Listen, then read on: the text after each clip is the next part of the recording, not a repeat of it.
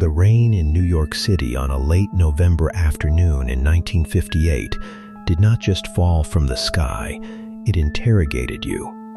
It was a freezing, needle-sharp sleet that whipped off the churning gray waters of the Hudson River, slicing violently through the concrete canyons of the city, testing the seams of every wool overcoat and the internal resolve of every man walking the cracked pavement.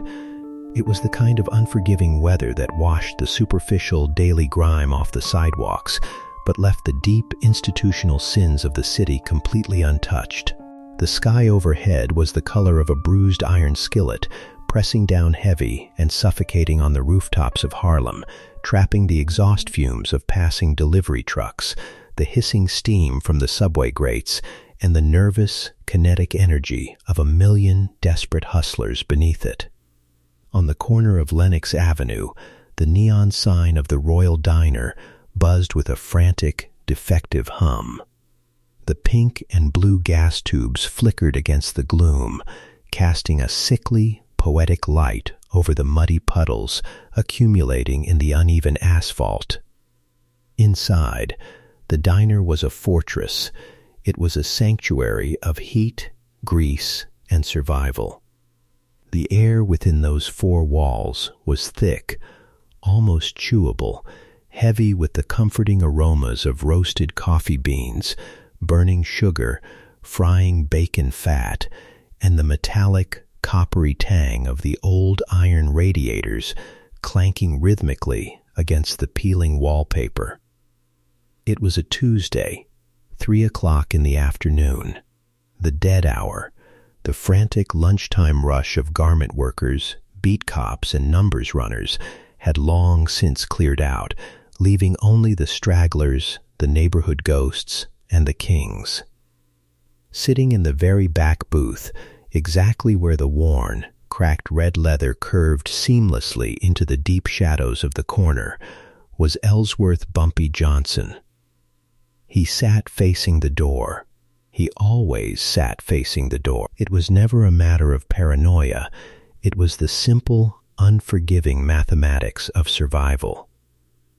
To survive 40 years in the treacherous, shifting sands of the New York underworld, to outlive the psychotic, axe-wielding Irish gangs of the 20s, the calculating, boardroom-style Italian syndicates of the 30s, and the relentless, suffocating pressure of the city's corrupt police department. You did not just need to know how to throw a devastating punch. You needed to know how to read a room the exact way a devout scholar reads a sacred ancient text. You had to feel the barometric pressure of human intention. Bumpy looked like a man who owned the very oxygen he was breathing. He was draped in an impeccably tailored charcoal gray wool suit, imported straight from a bespoke tailor in London, cut with a razor-sharp precision that silently demanded respect from anyone who laid eyes on it. His shirt was a pristine, blinding white, starched stiff enough to stand on its own, paired seamlessly with a subtle, dark burgundy silk tie that caught the diner's dim overhead lighting. His signature fedora rested on the empty vinyl seat beside him, placed with exact, deliberate care, the brim perfectly parallel to the edge of the cushion. He was not a massive, hulking man, not when compared to the bruising, cauliflower-eared giants that worked the downtown docks or broke legs for the loan sharks, but his physical presence possessed a massive, undeniable gravitational pull. When Bumpy Johnson sat in a room, the entire architecture of the room seemed to involuntarily arrange itself around him. On the scratched formica table in front of him sat a thick, white porcelain cup of black coffee, a small matching saucer, and a simple silver spoon. Next to the coffee lay a well-worn, leather-bound copy of Sun Tzu's ancient military treatise, The Art of War. The spine was cracked, the pages yellowed from years of intense study. He was currently reading the chapter on terrain, his brilliant mind miles away from the clatter of the diner's kitchen, yet simultaneously acutely aware of every single breath being taken inside the building. He had promised his wife, Mamie, that he would be home by 6 o'clock sharp for dinner. He thought of her now, a rare, soft warmth bleeding into his usually stoic expression. He thought of the quiet, unshakable elegance she brought to his constantly chaotic, violent world. Mamie was the iron anchor that kept him from drifting completely into the dark abyss of the streets. When he had left their immaculate apartment that morning, she had stood in the foyer, carefully adjusting the lapel of his heavy overcoat. Her deep, dark eyes had looked up at him with that silent, knowing warmth that only she possessed. "Don't let these young cats agitate you out there, Ellsworth," she had said, her voice a soothing, melodic hum over the sound of the morning radio.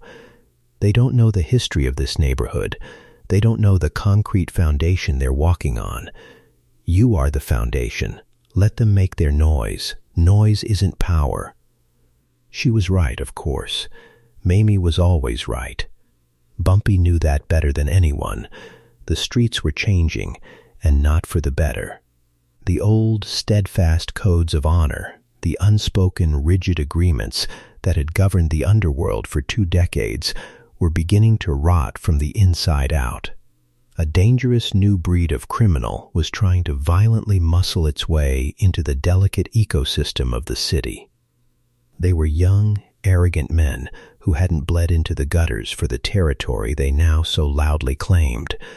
They were men who mistakenly believed that true respect was something you could simply purchase with a loud, gaudy suit or steal with a heavy, unprovoked fist. They didn't understand that true power was a quiet thing, earned through decades of agonizing patience, flawless strategy, and ruthless, calculated discipline. Lately, the paranoid whispers on the street had been traveling uptown, blowing like a cold wind from the narrow, winding, neon-lit alleys of Chinatown. A new syndicate was aggressively testing the invisible fences that divided the city. They were flush with illegal gambling cash, heavily armed with military surplus weaponry, and recklessly, foolishly ambitious. They were actively looking to violently expand their extortion rackets and underground betting parlors past the traditional, blood-drawn borders that had kept the city from descending into an all-out, catastrophic warfare for the better part of a decade.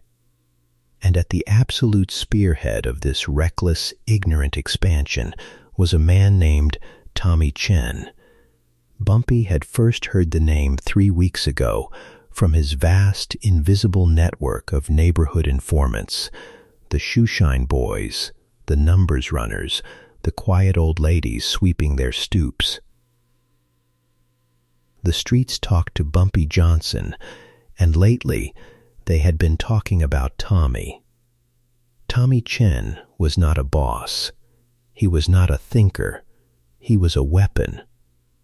He was a meathead enforcer who had violently climbed the ranks of his syndicate by simply being louder, faster, and infinitely more vicious than the desperate men around him. He was a creature of pure, unadulterated ego, a terrifyingly simple man who fundamentally believed that causing fear and earning respect were the exact same thing. He was the kind of fool who didn't bother to look at the intricate chessboard to study the pieces. He just wanted to flip the heavy wooden table over and loudly declare himself the ultimate winner. The neighborhood rumor mill, which was rarely wrong, said Tommy was aggressively looking to make a massive name for himself.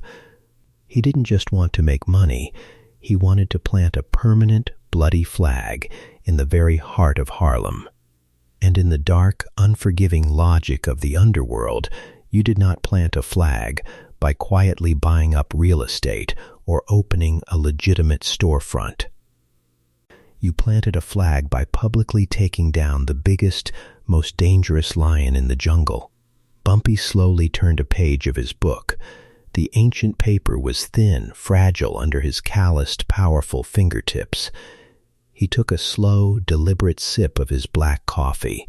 It was lukewarm now, incredibly bitter, perfectly matching his internal mood.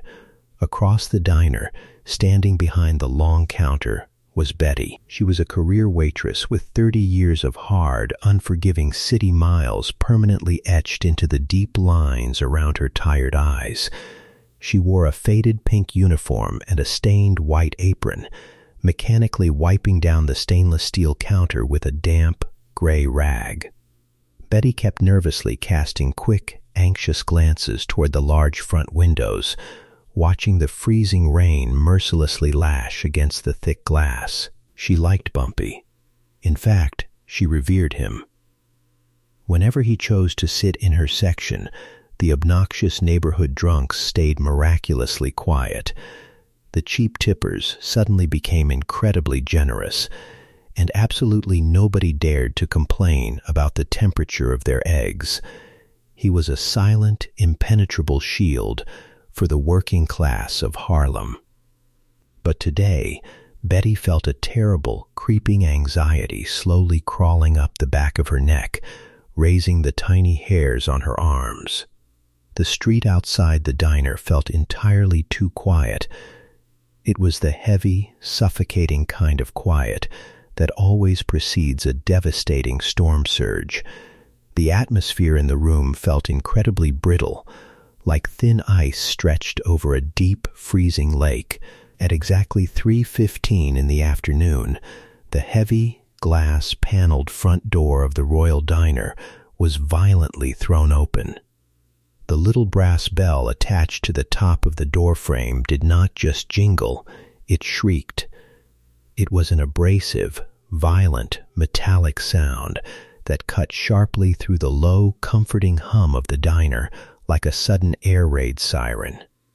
The freezing November wind howled through the wide opening, aggressively bringing with it the bitter smell of wet asphalt, heavy diesel exhaust, and the sharp, cloying, unmistakable scent of cheap, heavy cologne. The atmosphere inside the diner shifted instantly, fundamentally altering on a molecular level. The temperature in the room seemed to instantly plummet 10 degrees.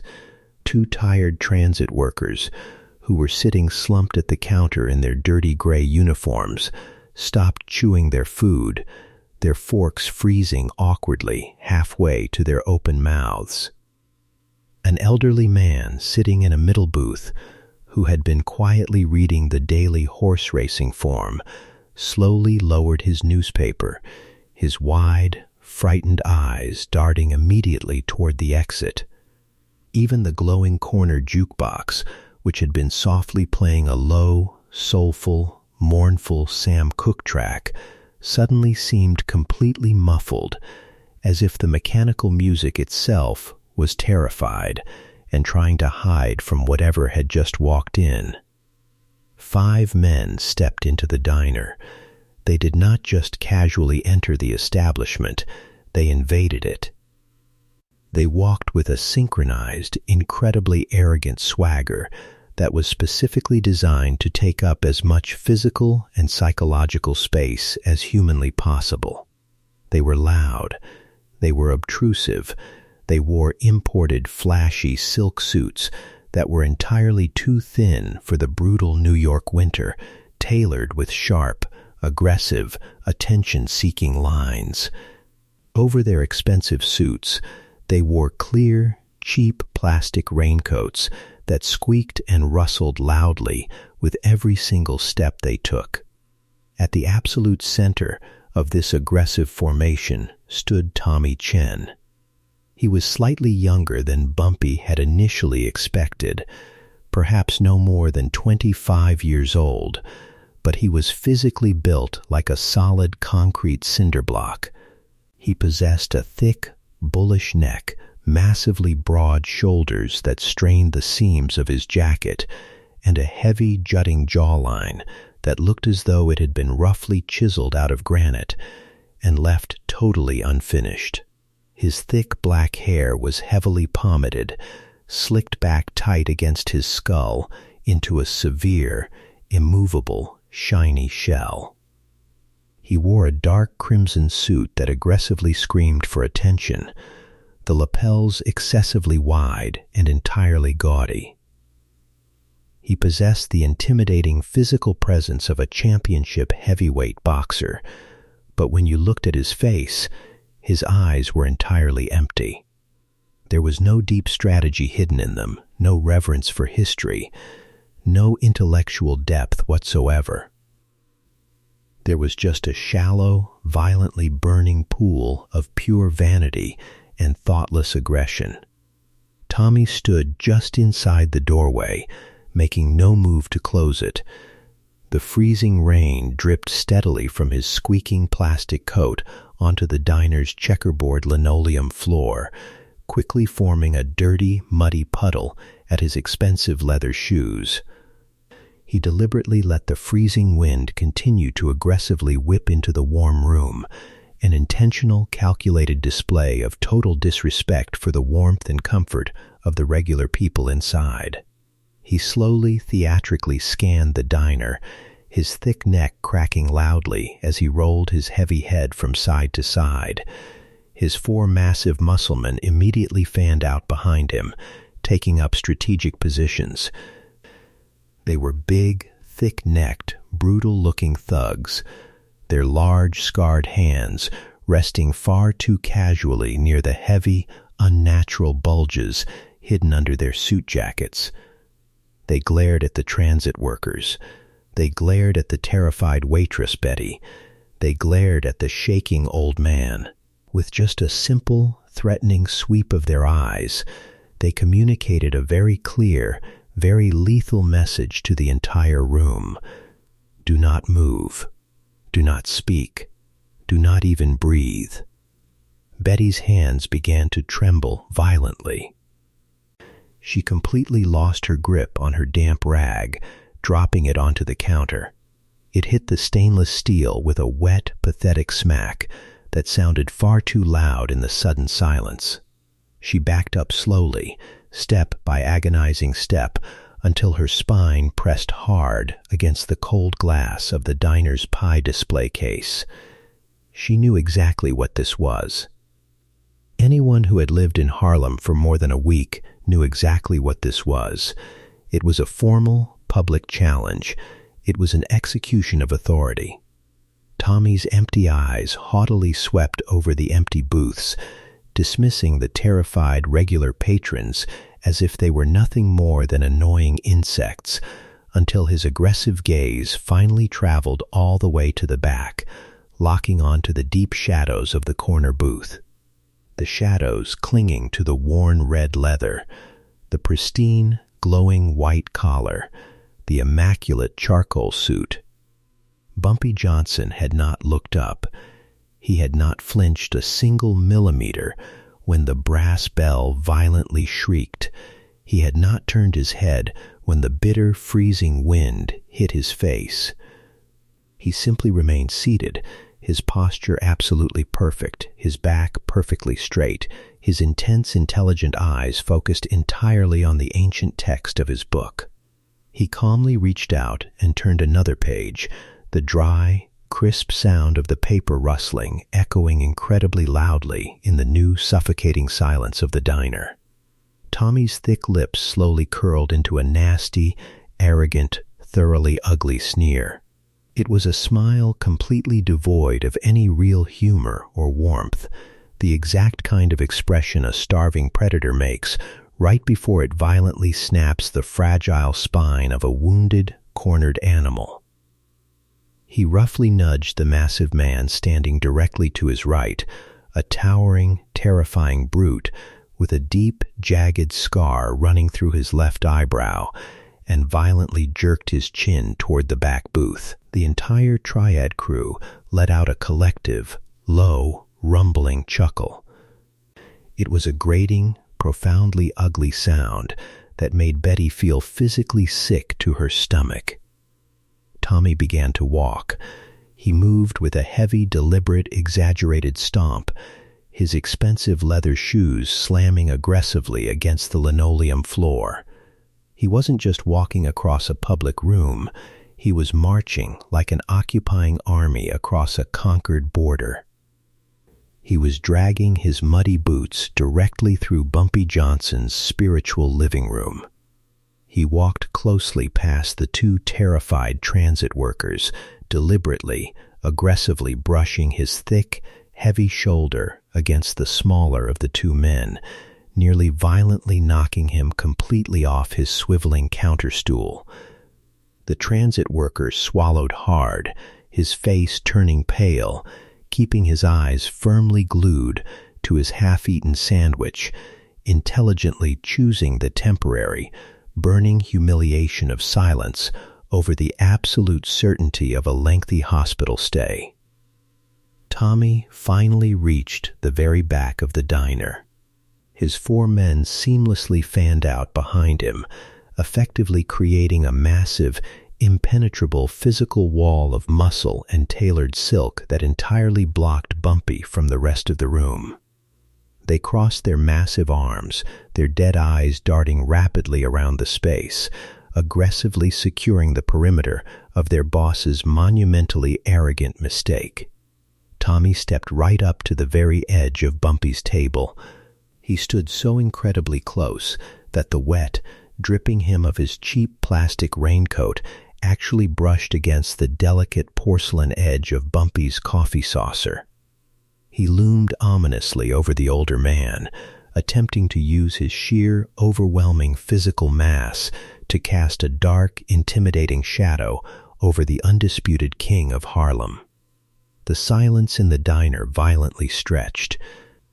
It pulled incredibly tight, vibrating intensely like a piano wire that was a fraction of a second away from snapping and cutting someone in half. Bumpy still did not look up. He kept his calm, unreadable eyes firmly planted on the page of The Art of War.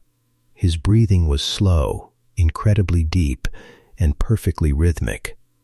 He intentionally read the exact same sentence twice, not because he was distracted or intimidated, but because he was actively, purposefully refusing to acknowledge the loud, breathing gorilla currently standing in his personal airspace.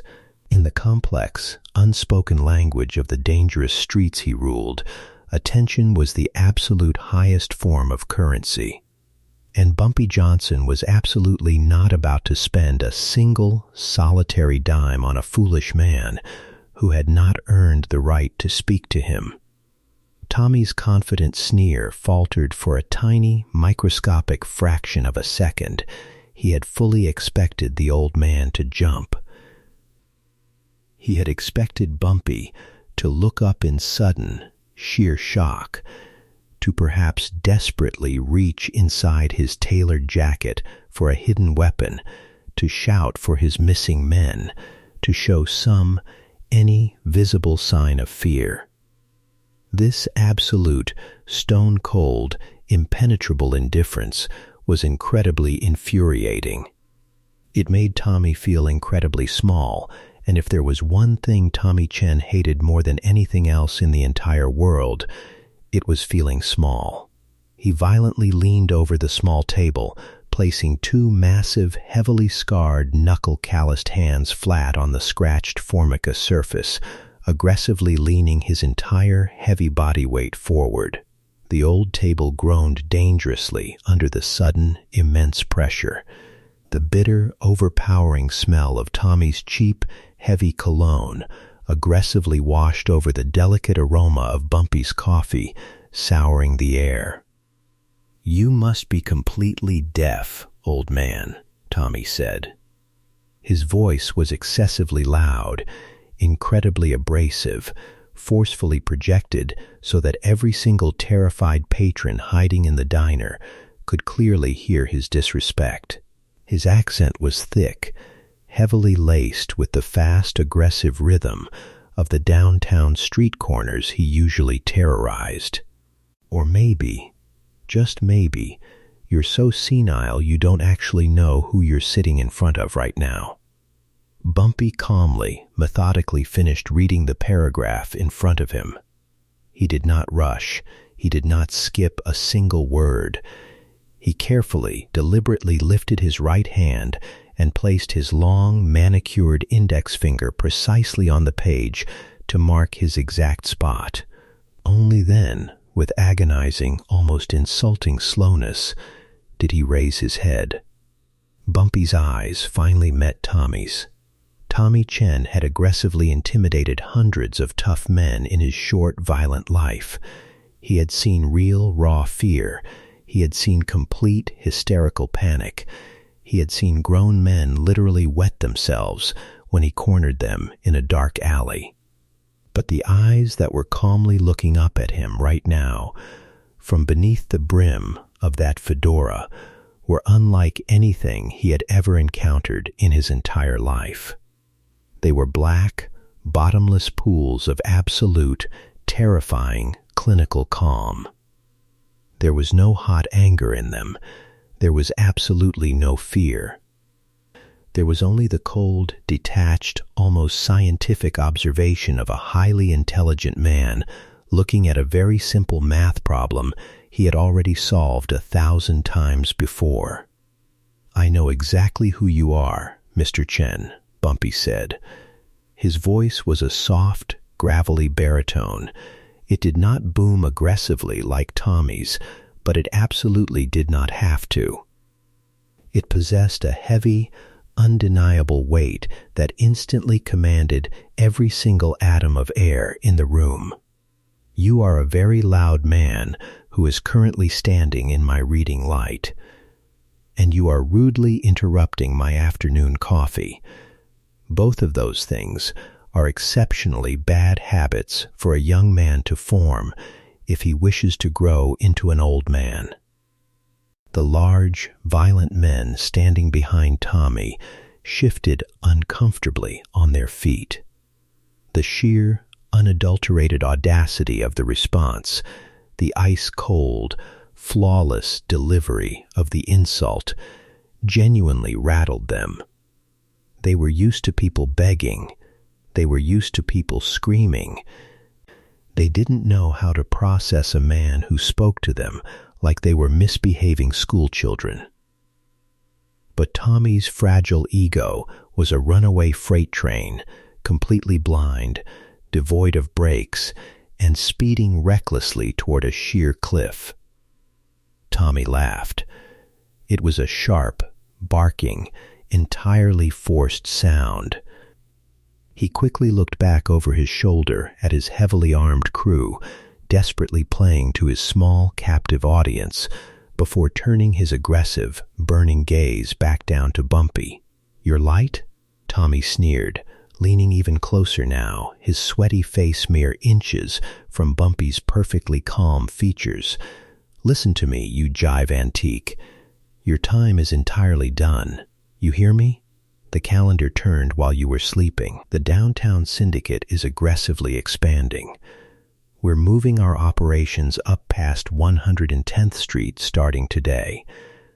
We're taking over the numbers rackets, we're taking over the neighborhood protection fees, and we're taking the very air you breathe. I personally came all the way up here today to deliver a very clear message to this whole pathetic neighborhood. And the message is that the big, bad, legendary Bumpy Johnson is absolutely nothing but a tired, toothless old dog who desperately needs to be put out to pasture before someone puts him down." Tommy reached out with a thick, calloused, dirty finger and aggressively tapped the fragile leather cover of Bumpy's ancient book. "You can read your little philosophy books in a quiet retirement home, old man. This is our city now. We hold the paper on these streets." Betty, still pressed against the glass display case, let out a small, involuntary, terrified gasp. The transit workers practically stopped breathing entirely, their knuckles turning white as they gripped the edge of the counter. This was no longer just a tense conversation. It was a highly publicized, deeply intentional execution of a man's lifelong reputation. Tommy was aggressively, loudly demanding that Bumpy completely surrender his invisible crown in front of the entire neighborhood, in his favorite local diner, completely stripped of his dignity and honor. Bumpy looked down at the thick, dirty finger currently resting disrespectfully on his book. He did not swat it away. He did not move a single muscle in his body. He let the profound silence of the room swallow Tommy's loud words whole. "A dog," Bumpy repeated softly. His voice was incredibly low, barely above a whisper, yet it carried a terrifying, rhythmic resonance that actually made the thick porcelain coffee cup vibrate slightly on its saucer. "A dog barks, Mr. Chen. A dog makes a tremendous amount of noise because it desperately wants the entire world to know how dangerous it believes it is. A dog yaps at the fence because it is fundamentally afraid of what is on the other side." Bumpy slowly, deliberately looked back up, locking his gaze directly into Tommy's empty eyes. The temperature in Bumpy's stare dropped instantly to absolute, freezing zero. "A lion does not bark." "A lion does not ever need to announce his presence to the jungle. A lion simply eats." Bumpy did not blink. He did not raise his voice a fraction of a decibel. "Take your dirty hand off my table. Turn your body around. Walk your men out that glass door. And if you or any of your loud friends ever cross 110th Street again, I will personally have your body meticulously disassembled and mailed back to your bosses in Chinatown in a series of very small, very bloody, very tightly packed shoeboxes." "Do you understand my specific dialect, Mr. Chen? Or do I need to find a suitable translator to explain your impending death to you?" The diner was instantly entombed in a horrifying, suffocating silence. The lethal threat was not delivered with a passionate shout or a wild wave of a gun. It was delivered with the terrifying, casual, absolute certainty of a man discussing tomorrow's weather forecast. Tommy's face instantly flushed a deep, ugly, mottled crimson. The thick, prominent veins in his heavy neck violently bulged against his tight, gaudy collar. The incredibly precise insult, delivered so smoothly, so publicly, so effortlessly, struck his fragile ego like a massive physical blow from a heavy wooden bat. He could physically feel the anxious, questioning eyes of his men burning into his back. He could feel the terrified eyes of the waitress watching him fail. He had boldly marched in here to make a historic point, to establish his ultimate dominance over the city's most feared man, and instead, this calm old man in a tailored suit was verbally dissecting him and treating him like an incredibly dull, misbehaving toddler. Blind, irrational, explosive rage instantly short-circuited Tommy's primitive brain. He did not think about the severe, long-term consequences of his next action. He did not think about the violent, bloody history of the man sitting in front of him. He did not think about the strategic implications for his syndicate. He only thought about his own massive, fragile, deeply bruised ego, which was violently demanding immediate, physical, humiliating retribution. Tommy aggressively pulled his right hand back, cocking his thick shoulder. He did not ball his hand into a tight fist. He kept his hand entirely open, his thick fingers rigid, his calloused palm completely flat. He wanted to do far more than just physically hurt Bumpy. He wanted to permanently humiliate him in front of his own people. A closed fist punch was for a mutual fight. A slap was for a subordinate. A slap was an open sign of total, utter disrespect meant to break a man's spirit.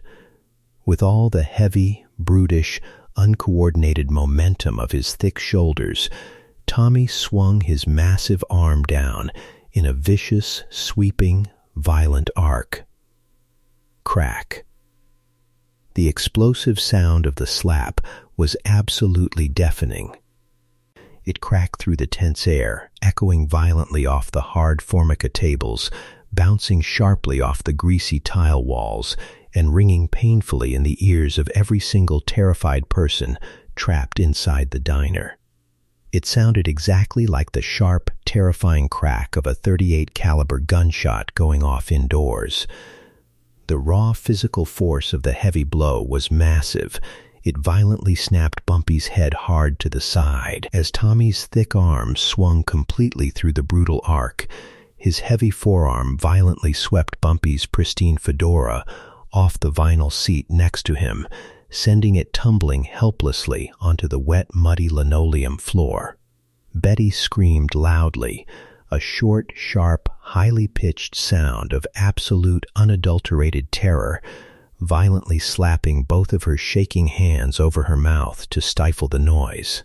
The old man in the corner booth dropped his racing form entirely, his frail, spotted hands shaking violently, his eyes wide with impending doom. Tommy stood there, his thick chest heaving rapidly, pulling in deep, ragged breaths. His right hand was still hovering aggressively in the air, physically stinging from the massive impact against Bumpy's jaw. A sickening, incredibly arrogant, deeply ugly grin slowly spread across his flushed face. He had actually done it. He had touched the absolute untouchable. He had physically struck the undisputed king of Harlem in his own neighborhood, in his own diner, and he was still breathing. Directly behind Tommy, his heavily armed crew erupted into a chorus of noise. The suffocating tension broke violently, immediately replaced by a chorus of howling, ugly, incredibly arrogant laughter. The towering man with the jagged, scarred eyebrow slapped his thick thigh, barking with deep amusement. They looked down at Bumpy, eagerly waiting for the old man to cower in fear, waiting for him to reach into his pocket for a white handkerchief to wipe his shattered pride away, waiting for him to beg for his life. They actively reveled in the violent desecration of a living legend. But the legend did not cower. Bumpy Johnson remained seated in the booth. His head was still turned slightly to the side from the sheer force of the violent blow. The angry red mark of Tommy's heavy hand was already rapidly rising on his left cheek, a stark, burning contrast against his calm face. For 3 agonizing, impossibly long seconds, Bumpy did not move a single solitary muscle. He allowed the ugly, arrogant laughter of the Triad crew to fully fill the room. He allowed their foolish arrogance to reach its absolute terminal peak. He intentionally allowed Tommy Chen to fully bask in the false, incredibly fragile glory of his monumental, life-ending mistake.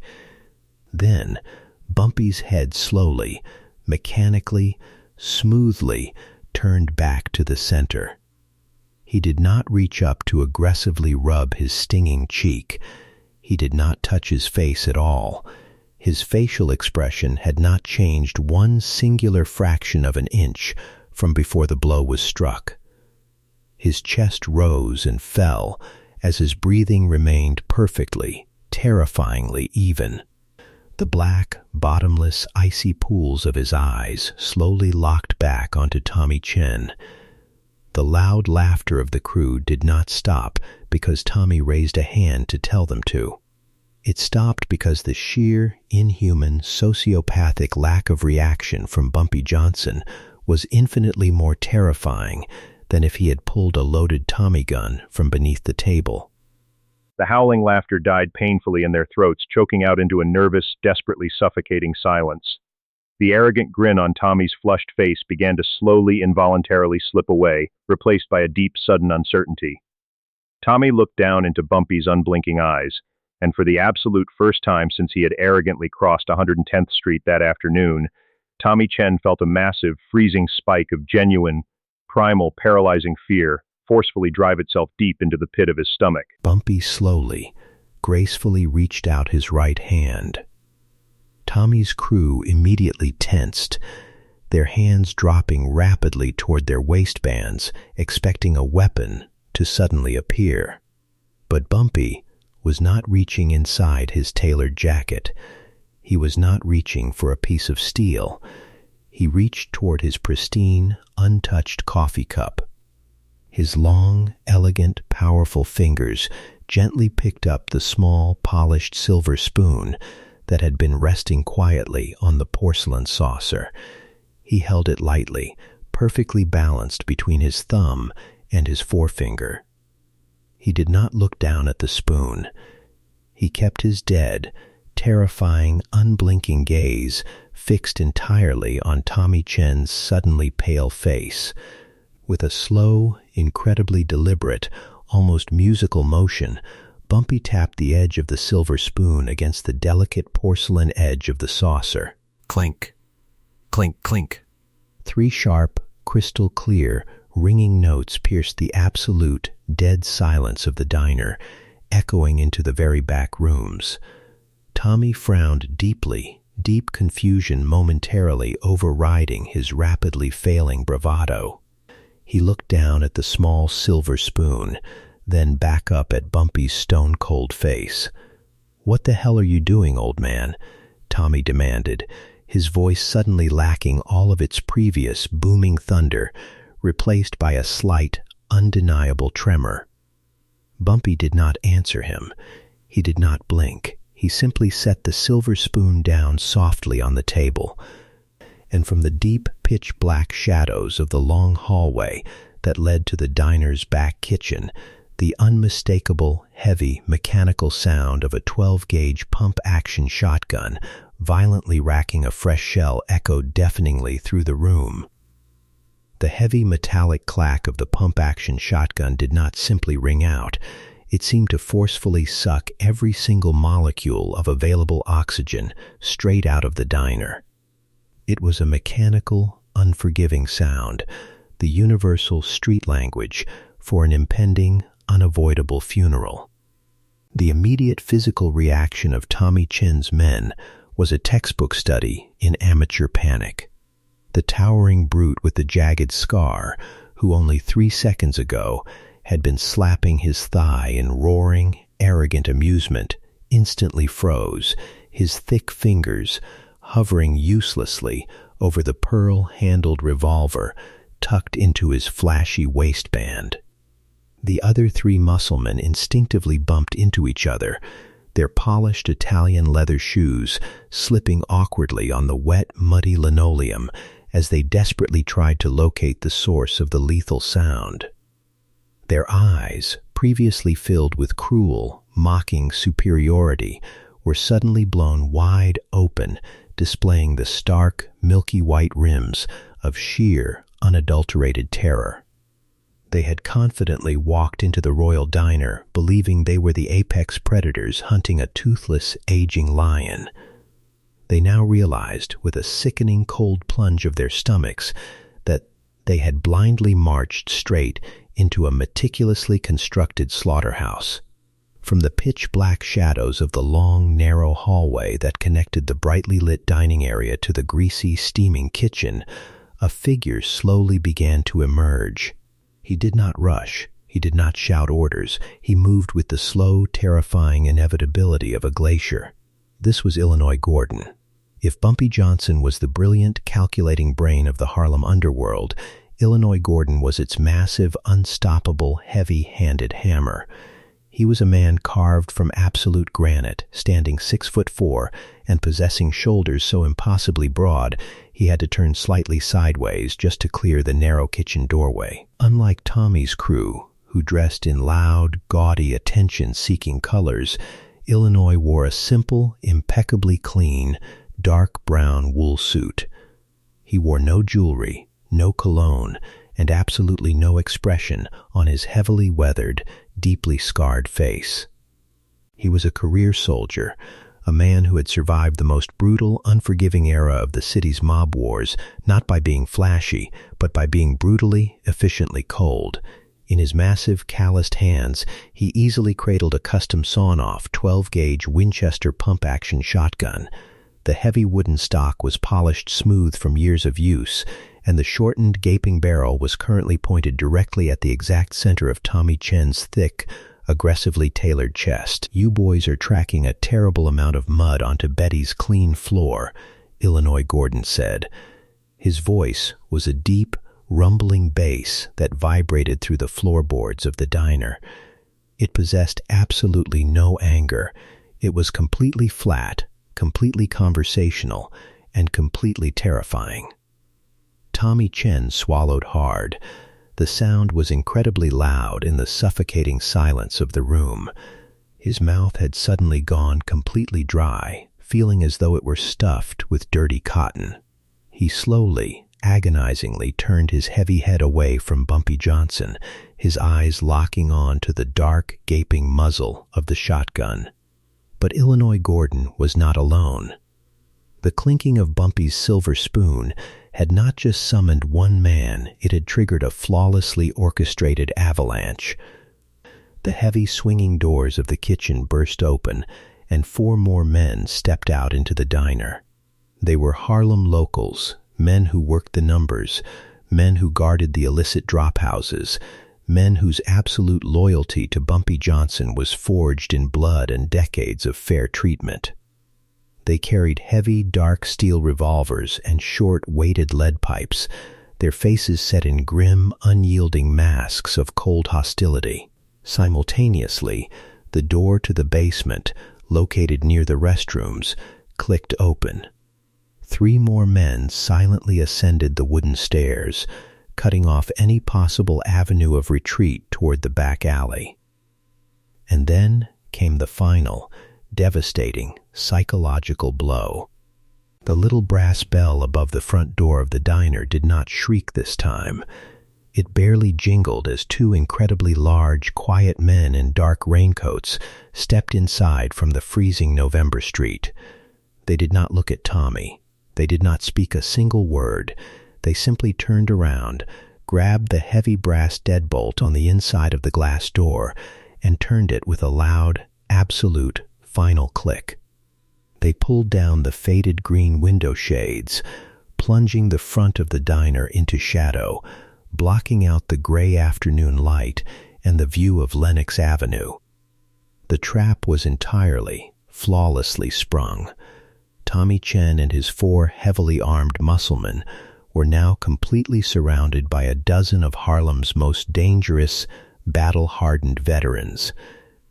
They were hopelessly outgunned, completely outmaneuvered, and locked inside a cage entirely of their own foolish making. The claustrophobia in the room became an actual, physical weight pressing down on Tommy's chest, making it nearly impossible for him to draw a full breath. Betty, the terrified waitress, finally allowed her trembling hands to drop from her mouth. She looked at Illinois Gordon, then back at Bumpy, the profound realization washing over her. The King of Harlem had known. He had known Tommy was coming before Tommy even woke up this morning. Bumpy hadn't been ignoring the Triad Enforcer out of shock or stubbornness.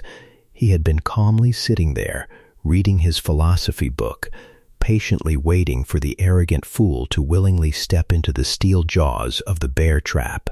Bumpy Johnson finally moved. He did not rush. The brutal slap had turned his left cheek a bright, angry crimson, the distinct outline of Tommy's thick fingers beginning to swell against his dark skin. But his movements remained as elegant and composed as a concert pianist sitting down at a Steinway. He calmly closed his leather-bound copy of The Art of War, carefully ensuring his bookmark was perfectly aligned, and set the ancient text down next to his lukewarm coffee. He slowly slid out from behind the scratched formica table, standing up to his full height. He smoothly reached down to the muddy linoleum floor and retrieved his fallen fedora. He held the hat in his hands, examining the dirty water spots that had stained the fine gray felt. He took a clean, white linen handkerchief from his breast pocket and meticulously, almost lovingly, wiped the mud away from the brim. He took his time. He let the agonizing seconds tick by. He let the profound, heavy terror deeply marinate in the hearts of the 5 men trapped in front of him. Only when the hat was completely clean did Bumpy place it back onto his head, adjusting the brim with exactly 2 fingers until it sat at the perfect, calculated angle. He finally turned his dark, bottomless eyes back to Tommy Chen. Tommy was visibly shaking. The cheap, heavy cologne he wore was entirely overpowered now by the sharp, acrid, undeniable stench of his own panicked sweat. The deep crimson flush of anger that had consumed his face only moments ago had completely drained away, leaving behind a sickly, pale, translucent white. He looked like a man who was already deeply acquainted with his own ghost.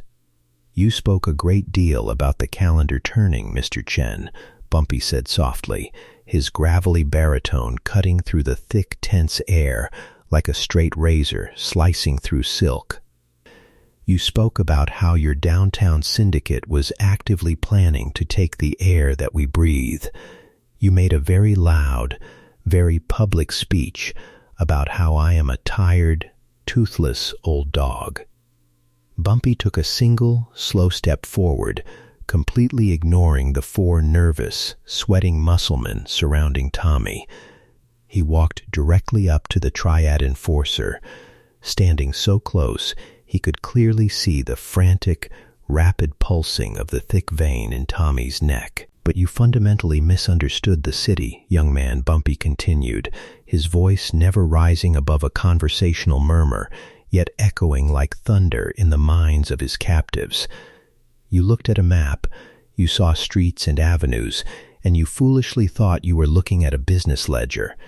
You thought you could just draw a new line with a red pencil and claim the territory. But Harlem is not real estate. Harlem is an ecosystem. Harlem is a living, breathing organism, and I am not simply a man who operates within it. I am the man who carefully, deliberately controls the weather." Bumpy slowly raised his right hand and pointed a single, elegant finger at the terrified brute with the scarred eyebrow.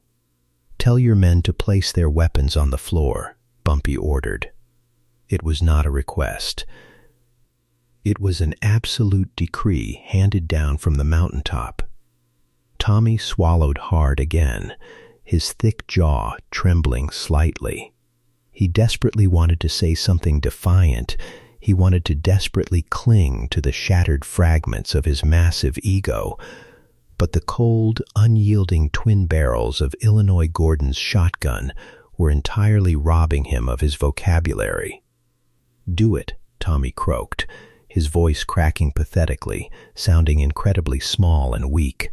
"Drop the pieces. Now." The scarred brute hesitated for a fraction of a second, his foolish pride instinctively fighting against his survival instinct. Illinois Gordon did not say a word. He simply shifted his massive shoulders a single inch, raising the angle of the shotgun ever so slightly, so that it aimed directly at the bridge of the brute's nose. The hesitation vanished instantly. The brute quickly, almost eagerly, reached into his waistband using only his thumb and index finger, pulling out the heavy, nickel-plated revolver. He slowly bent his knees and placed it gently on the muddy linoleum, as if terrified that dropping it too hard might cause the floor to explode. The other 3 musclemen immediately followed suit. The metallic thuds of heavy semi-automatic pistols, switchblades, and brass knuckles hitting the floor created a depressing, rhythmic soundtrack of total surrender. They kicked the weapons away from their feet, raising their empty hands slightly in the air, actively avoiding eye contact with the dozen Harlem soldiers who had them completely surrounded. "Excellent," Bumpy said smoothly, his face an impenetrable mask of absolute calm.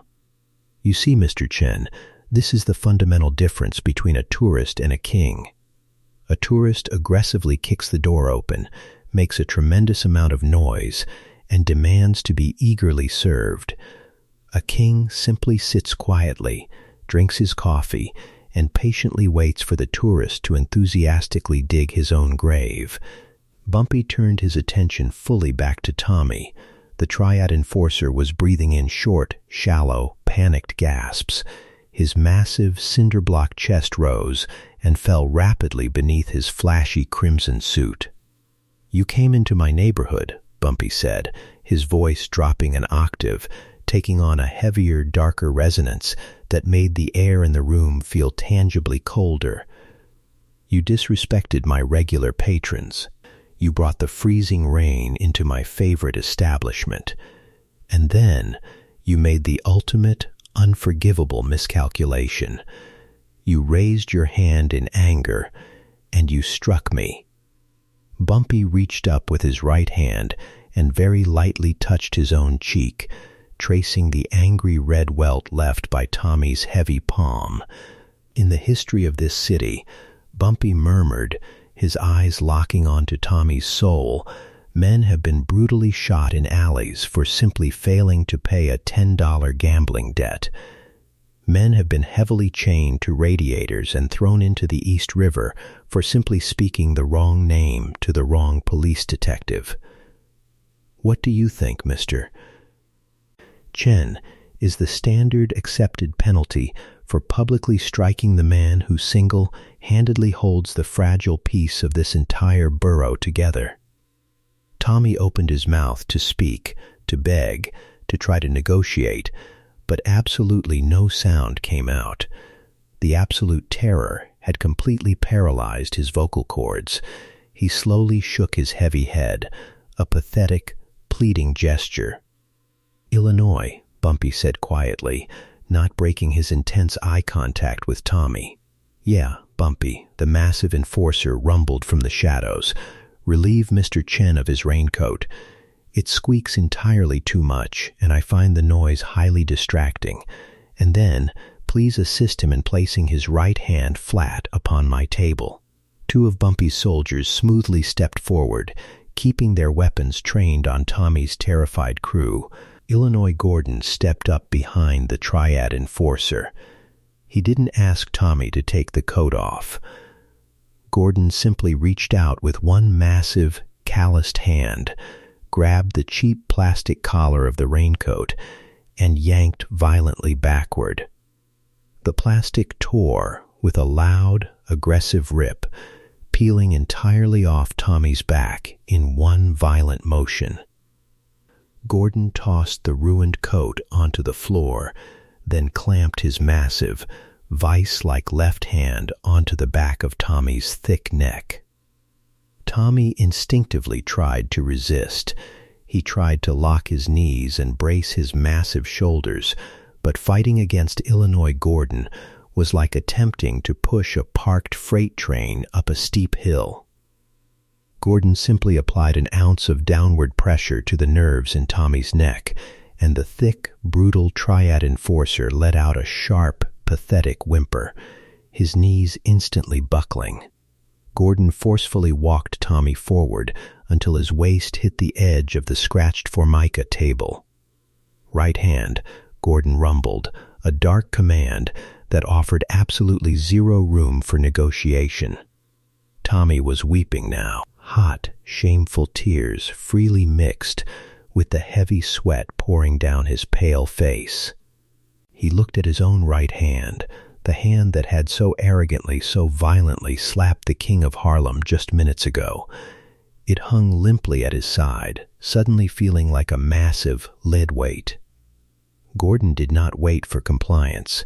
He reached down, grabbed Tommy's right wrist with a grip that bruised the skin instantly, and slammed the hand flat onto the table, directly next to Bumpy's cooling cup of black coffee. Gordon leaned his massive weight forward, keeping Tommy pinned hopelessly against the edge of the booth, completely immobilizing his arm. Bumpy calmly took a seat directly across from him. He moved with the deliberate, careful grace of a surgeon preparing for a highly delicate, completely unauthorized operation. He pulled his chair in closely, resting his own elbows lightly on the table.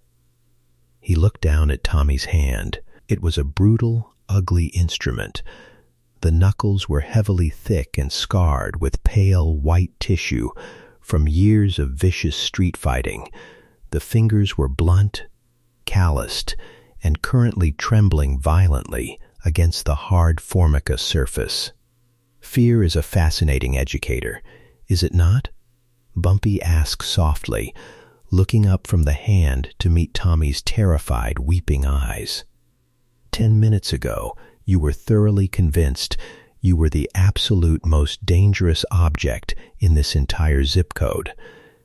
Your ego convinced you that because you possess heavy muscles and a loud voice, you were invincible.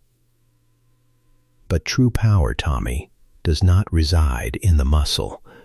True power resides in the absolute certainty of consequence. Bumpy slowly reached out and placed his own left hand firmly over Tommy's wrist, anchoring it securely to the table. His grip was entirely unlike Gordon's crushing vice. It was light, almost gentle, yet it possessed the terrifying, unyielding firmness of an iron shackle. You wanted to send a message to the neighborhood, Bumpy continued, his voice echoing softly in the dead silence of the diner. The transit workers at the counter had completely closed their eyes, physically unable to watch, while Betty remained frozen behind the glass display case. You wanted to publicly announce that your downtown syndicate was taking over. You wanted to use my humiliation as the postage stamp for that message. I appreciate the ambition. I truly do. But I am afraid we are going to have to heavily edit your outgoing mail. Bumpy slowly moved his right hand toward Tommy's trembling, splayed fingers. I am going to deliver a message of my own, Bumpy whispered, leaning in closely so that only Tommy could clearly hear the lethal promise in his voice. And I am going to use your very flesh as the stationery. I am going to send you back to your ambitious bosses with a permanent physical reminder that the border at 110th Street is not a suggestion, it is a high-voltage wire. And when you aggressively grab a high-voltage wire, it does not negotiate with you, it simply burns you. Bumpy's long, elegant index finger gently traced the outline of Tommy's pinky finger. Tommy let out a strangled, desperate sob. Please, he choked out, his arrogance entirely shattered, completely replaced by the raw, pathetic pleading of a broken animal. Please, Mr. Johnson, I didn't know. I swear to God, I didn't know. I'll leave. We'll leave right now. We'll never come back. I know you will never come back, Bumpy said with absolute, terrifying certainty. That part of the equation is already permanently solved. What we are currently negotiating is the exact condition in which you will leave. Bumpy did not hesitate. He did not blink. He completely ignored the pathetic begging. He smoothly, calmly took hold of Tommy's thick pinky finger with his right hand. He placed his thumb securely over the middle knuckle, wrapping his elegant fingers around the tip. He did not yank it wildly. He applied slow, steady, incredibly deliberate lateral pressure, bending the rigid digit unnaturally away from the others. You see, Tommy, Bumpy lectured calmly, the pressure steadily increasing, the thick skin over the knuckle stretching taut. A single act of disrespect requires an equal and heavily compounded reaction. It is the basic physics of the streets. Tommy's eyes widened in absolute horror as the agonizing pressure built. He screamed, a loud, ragged, pathetic sound that bounced violently off the tile walls of the diner. He tried desperately to pull his hand away, but Gordon's massive weight and Bumpy's iron grip held him perfectly, hopelessly still. Snap. The sound was sharp, dry, and incredibly loud, exactly like stepping on a brittle frozen pine branch in the dead of winter. Tommy shrieked, his entire body convulsing violently against the table, his knees instantly buckling again, fully supported only by Illinois Gordon's massive grip on his neck. The pinky finger now rested at a grotesque, highly unnatural 90-degree angle, rapidly swelling and turning an ugly, bruised purple. The four triad musclemen standing in the center of the diner physically violently flinched, deeply turning their heads away, their stomachs churning at the sheer, terrifying clinical coldness of the act. They were men of violence, but this was not a chaotic street fight. This was a slow, methodical, agonizing dissection. Bumpy did not react to the scream. His facial expression remained entirely unchanged. He simply moved his elegant fingers over to Tommy's ring finger. That was for the loud disrespect of interrupting my quiet reading hour, Bumpy stated calmly, his voice completely level, completely detached. He took a firm grip on the second finger. This one is for bringing the freezing rain into Betty's diner and upsetting her. She works entirely too hard to have her peace disturbed by loud, arrogant tourists. Bumpy applied the terrible leverage again. Slow, steady, mechanical. No, please. Tommy wailed, his voice cracking, spittle flying from his lips. Snap.